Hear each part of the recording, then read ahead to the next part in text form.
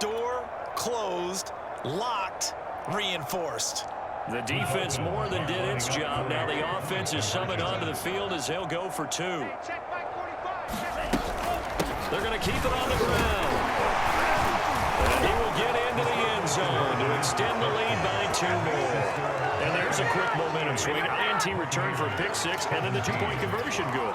And even if you're keeping your wits about you, you're thinking to yourself, okay, extra point block team going into the game now. All of a sudden you're hearing defense, everyone's scrambling for their helmets and throwing down their cups of water. That's a great position for them to be in. You're trying to score against that team. A little bit disjointed.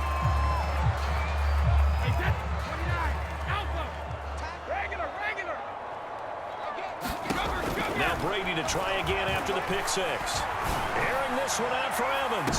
Be intercepted. Picked up by Xavier Howard. And the Dolphins are going to take possession here.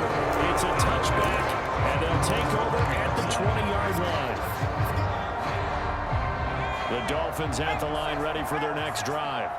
This offense thankful, I'm sure, to have the football back, but also, Charles, after a long drive of their own, they've got to be a little weary. Yeah, I would agree with that, and what you have to do to combat it, or try and get fresh legs in where you can, especially the skill positions. And then for the offensive line, instead of attacking, maybe slow the tempo down a little bit, let them catch their breath. 3 yards on the pickup there, and it'll be 2nd down.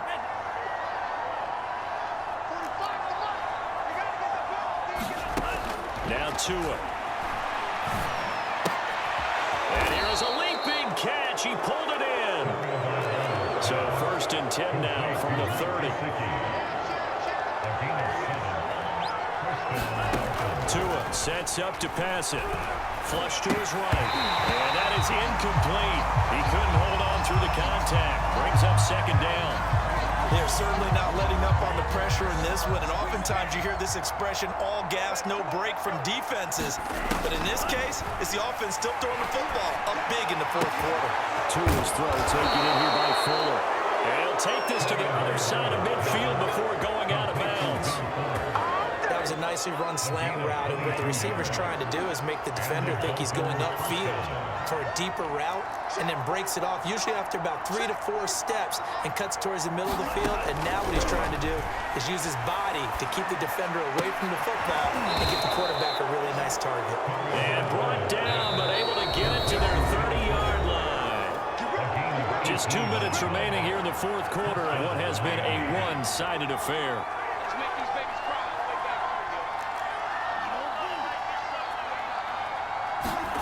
That one looks like he'll throw here. And this will be incomplete. Physical play on the football there, and it's 2nd down. My first thought is surprise, because that's one of the better tight ends around, and I've seen him pull in balls like this before. But how about a little credit to the defense forcing that incompletion? And he's going to lose a yard or 2, taken down behind the line. So now after the sack, Tua and the Dolphins staring at a 3rd and long. Here's Tagovailoa to throw. Being chased out left. And it's incomplete. Took a shot, couldn't connect. 4th quarter, you've got the big lead. If you're coaching, Charles, are you still taking shots like that downfield? I'd be a little more concerned with running some clock and making sure you're taking care of the lead, because you keep flinging it around, you throw a couple of picks, you can put yourself in jeopardy.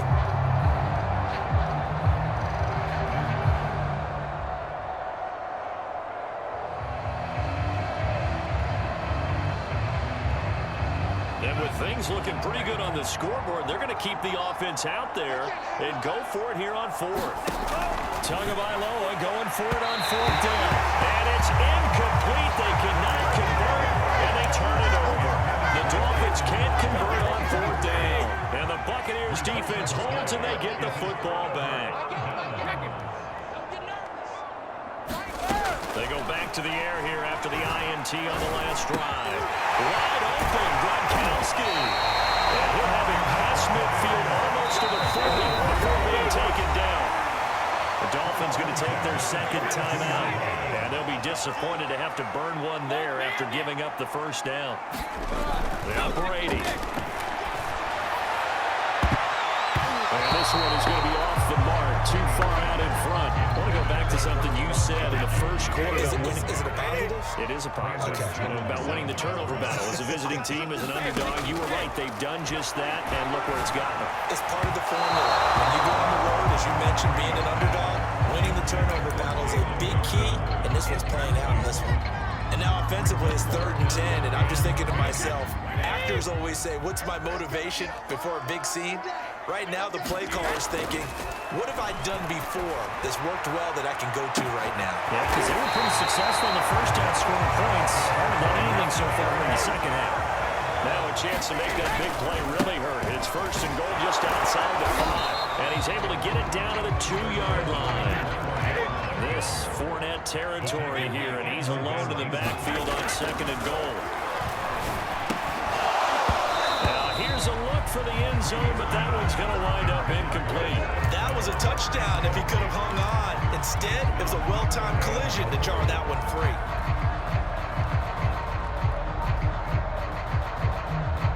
This likely a must-have. 3rd and goal.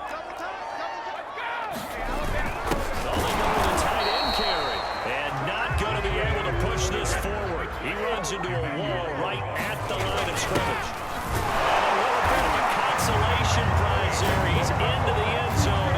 Won't win him the game, but they do get the score with all zeros showing. But some fantasy players are really happy with that score. Doesn't affect the outcome, but hey, nice job there to put it in the end zone for the final play. Could it affect other things? Sometimes these types of scores are ones that we don't consider big at the time.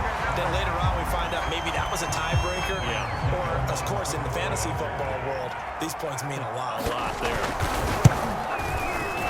The extra point is good, but it only impacts the final score as this game comes to a close. Well, on the one side, if you try to take away something positive from this game, they played to the final whistle, getting the touchdown there on the last play, but still, all for naught, really. Yeah, I'd say give them points for positivity. I like that. That part is good.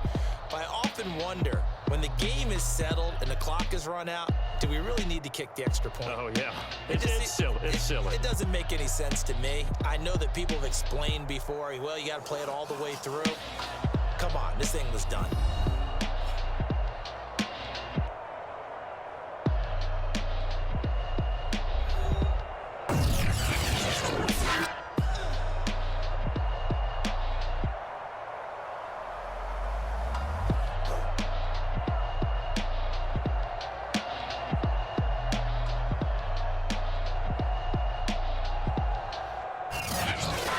So that'll do it for my partner, Charlie.